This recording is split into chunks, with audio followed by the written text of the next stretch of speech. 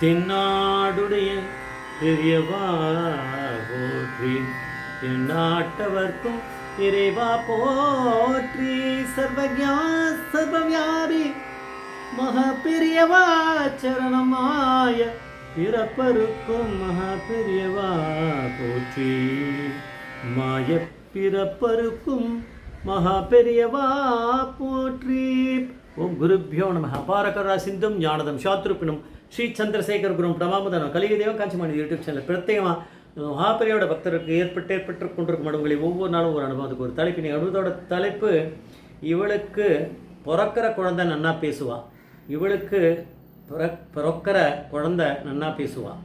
இந்த அனுபவத்தை ஸ்ரீமதி லலிதா வெங்கடேசன் அப்படிங்கிற ஸ்ரீமதி லலிதா வெங்கடேசன் அப்படிங்கிறவா மகாபெரிவாளை பற்றியான ஒரு இது நிறைய சத்சங்களில் பேசுகிறவா, உபன்யாசம் பண்ணுறவா. அவளுடைய உபன்யாசத்துலேருந்து நான் அதை கேட்டது. தஞ்சாவூரில் ஒரு தம்பதியர் இருந்தால் அவளுக்கு ஒரு பெண் குழந்தை பிறந்தது. ஆனால் அந்த பெண் குழந்தை பிறந்ததுலேருந்து பிறவிலேயே ஊமை. அந்த பெண் குழந்தை அவளுக்கு ரொம்ப வருத்தம். அவரும் அதுக்கு என்ன காரணம்ன்றது அவருக்கு கணிக்க முடியல. யார் அந்த குழந்தையோட அப்பாவுக்கு. ஆனால் அவர் தான் காரணமாக இருக்கார். ஆனால் அது அவருக்கு தெரியாது அந்த நேரத்தில். அவர் பொண்டாட்டிக்கிட்டுக்கும் அதனால் அவருக்கு தெரியாதனால சொல்லலை, என்ன உண்மையை மறைக்கலை, அவர் சொல்லவும் இல்லை, அவருக்கு புரியவும் இல்லை. அவள் அந்த ஊமை குழந்தைய எடுத்துட்டு மாபெரிவாளை தரிசனம் பண்ணுறதுக்கு காஞ்சிபுரத்துக்கு வந்தாள். பெரியவா கிட்ட எந்த வார்த்தை எதையும் பேசலை. அந்த குழந்தைய வச்சுட்டு அவள் நிற்கிறா, கூட அவர் நிற்கிறார். பெரியவா இன்ஸ்ட்ரக்ஷன் கொடுத்துருக்கா, அவளை அங்கே கொஞ்சம் ஓரமாக நிற்க சொல்லுன்னு, அப்புறம் பேசணும் அப்படின்னு. ஏன்னா இவகிட்ட பேசுகிறது மற்ற பேருக்கு ரொம்ப ஒன்றும் தெரிய வேணாம், அது வேறு இருக்குது.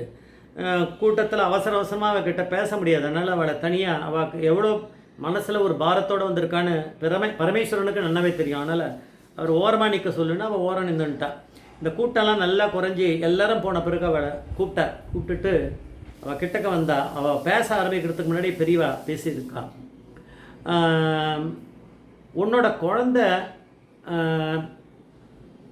ஊமை, அதுக்காக தானே நீ வந்திருக்க அப்படின்னாரு. ஆமாம் அப்படின்னு தலையாட்டினார். பேசலை, அப்போ கூட அவர் பேசலை. அந்த குழந்தையோட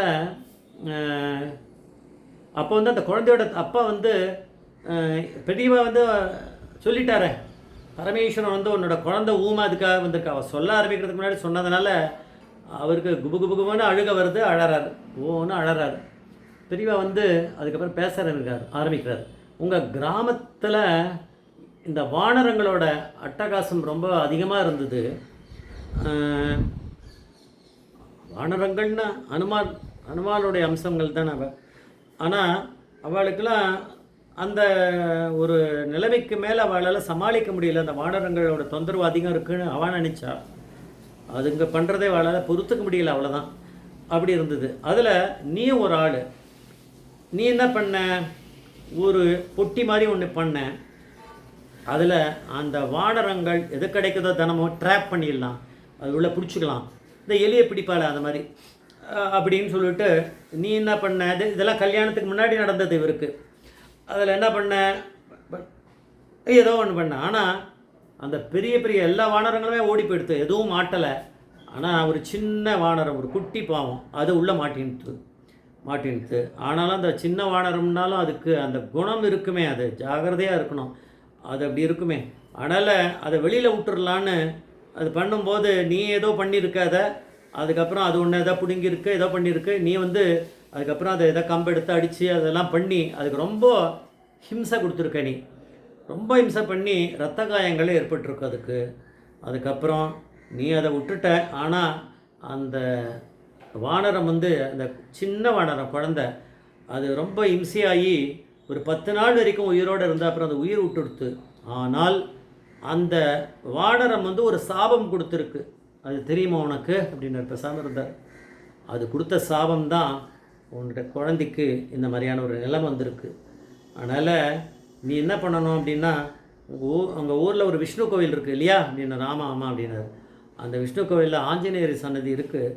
நீ ஒரு வானரம் மாதிரி களிமண்ணில் ஒரு பொம்மை ஒன்று பண்ணி அதை கொண்டு போய் அந்த கோவிலில் வச்சுருவோம்.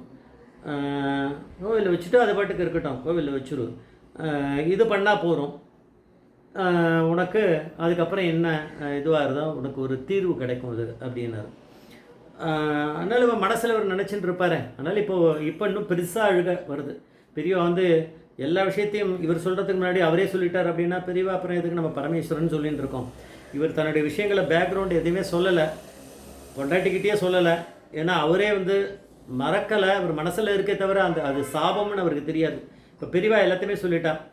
அந்த குரங்கை வந்து அந்த வானரத்தை இவர் என்ன படுத்தி எடுத்தாரோ அதனுடைய சாபம் தான் இவருக்கு.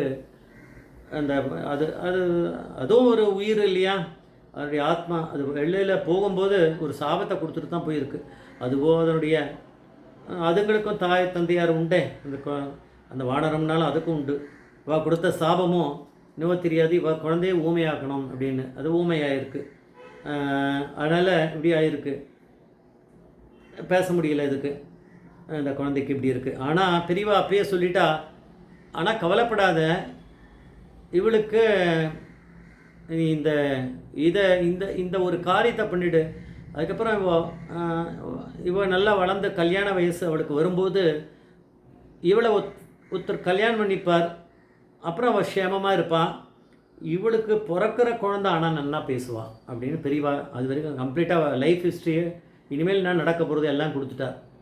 அதனால் பெரியவா வந்து அந்த பொண்ணுக்கு ஊமை சரியாகும்னு சொல்லலை, இவர் பண்ண பாவத்துக்கான இதை அவர் அனுபவிச்சு தான் ஆகணும். ஆனால் அதுக்கு ஒரு பரிகாரம் பண்ண சொல்லியிருக்கார் பெரியவா. அந்த வானரம் மாதிரி ஒரு பொம்மை இது பண்ணி அதை வந்து அந்த கோவிலில் கொண்டு போய் வைக்கணும் அப்படின்னு ஆஞ்சநேயர் சன்னதியில் அதை வச்சுருக்கார். அதனால் அது குழந்தை கொஞ்சம் கல்யாண வயசு வரும்போது யாரோ பார்த்தா இஷ்டப்பட்டு கல்யாணம் பண்ணிட்டு இருக்கா. அதுவும் சொல்லிட்டார் பெரியவா, இஷ்டப்பட்டு யாரோ கல்யாணம் பண்ணிப்பா, நீ கல்யாணம் பண்ணி கொடுத்துரு, அவள் நல்ல சந்தோஷமாக இருப்பாள், அவளுக்கு பிறக்கிற குழந்தை ஆனால் நன்னா பேசும். இந்தமாதிரி அவளுக்கு குழந்தை பிறந்து, குழந்தையும் பெண் குழந்தையாக பிறந்து அது ரொம்ப நல்லா பேசுமா, எல்லா ஸ்லோகங்கள் அதெல்லாம் ஸ்பஷ்டமாக சொல்லும், நல்லா பேசும் அப்படிங்கிறா. அப்படின்னா பெரியவா அப்படிங்கிற பரமேஸ்வரனை போய் நம்ம நிறைய விஷயங்களை கேட்கும்போது அவர் அனுகிரகம் பண்ணுறார்.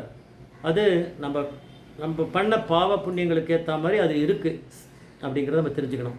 ஜெய் ஜெய்சங்கர மகாபிரிவா பாதமிச்சரம், மகாபிரிவா பாதமிச்சரம்.